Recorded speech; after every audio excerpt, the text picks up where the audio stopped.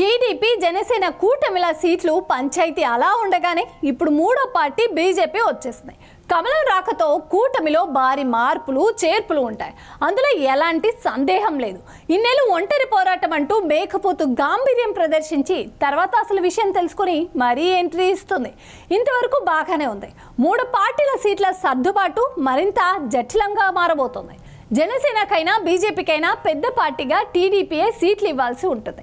జనసేనకు 25 నుంచి 30 సీట్ల వరకు ఇచ్చే ఛాన్స్ ఉందన్న ప్రచారం సాగుతుంది. అయితే అవి చాలా తక్కువ అని జనసేనలో కొందరు సీనియర్లు చెప్తున్నారు. బలమైన కాపు సామాజిక వర్గం నేతలు కూడా ఆందోళన చెందుతున్నారు. టీడీపీ సీట్ల కేటాయింపుపై కొందరు జనసేన నేతలు బహిరంగంగానే ఆగ్రహం వ్యక్తం చేస్తున్నారు. అధికారం కావాలంటే 50+ సీట్లు అడగాలని కోరుతున్నారు. దాంతో ఎలాగైనా 35 నుంచి 40 సీట్ల వరకు సాధించాలని పవన్ భావిస్తున్నట్టు తెలుస్తుంది. బీజేపీ కూడా పెద్ద డిమాండ్నే ముందు పెట్టింది. ఆ పార్టీ ఏకంగా 25 అసెంబ్లీ సీట్లను కోరుతుంది. దానిలో నుంచి 15 సీట్లైనా టీడీపీ ఇవ్వాల్సిన అవసరం ఏర్పడింది. ఈ నేపథ్యంలో పవన్ కు 25 సీట్లైనా దక్కుతాయా లేదా అనేది ఉత్కంఠ రేపుతుంది. జనసేన కోరినట్లుగా 35 నుంచి 40 సీట్లు ఇస్తే ఇక 33% సీట్లు ఇక్కడే పోతాయని టీడీపీ ఆందోళన చెందుతుందట. బీజేపీ రాకతో జనసేన సీట్లకే కోత పడుతుందంటున్నారు పొలిటికల్ ఎక్స్పర్ట్స్.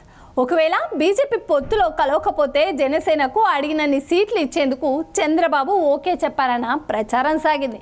కమలం ఎంట్రీతో జనసేనకు సీట్లు కోత విధించే అవకాశం ఉందంటున్నారు. మరి పవన్ కళ్యాణ్ యాక్షన్ ప్లాన్ ఎలా ఉంటుందో తెలియాల్సి ఉంది. ఎందుకంటే చాలా చోట్ల బీజేపీ జనసేన ఆశిస్తున్న సీట్లు ఒకటే కావడంతో ఆ పంచాయతీ కూడా ఉండబోతుంది అంటున్నారు. ఇప్పుడు జనసేనకు కాపు సామాజిక వర్గం నుంచి మరో తలనొప్పి ఎదురుగా పోతుంది. కేవలం 60% ఓట్లతో బీజేపీ 15 సీట్లు 6 నుంచి 7 వరకు ఎంపీ సీట్ల పొత్తులో రాబట్టుకుంటే 6 నుంచి 12% వరకు ఓటు బ్యాంకును పెంచుకునే జనసేనకు ఎన్ని సీట్లు ఇవ్వాల్సి ఉందో చెప్పాలని కాపు నేతల నుంచి డిమాండ్ వస్తుంది. ఈ నిష్పత్తి చూసుకుంటే ఈజీగా జనసేనకు 50కి పైగా సీట్లు ఇవ్వాల్సిందేనని ఈ విషయంపై పవన్ కళ్యాణ్ పట్టుబట్టాలని కూడా కోరుతున్నారట.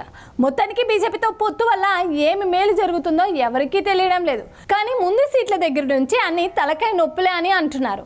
రాజకీయ యోధుడైన చంద్రబాబు ఈ పొత్తు చిక్కు ముడులను ఎలా విప్పుతారనే టెన్షన్ నెలకొంది.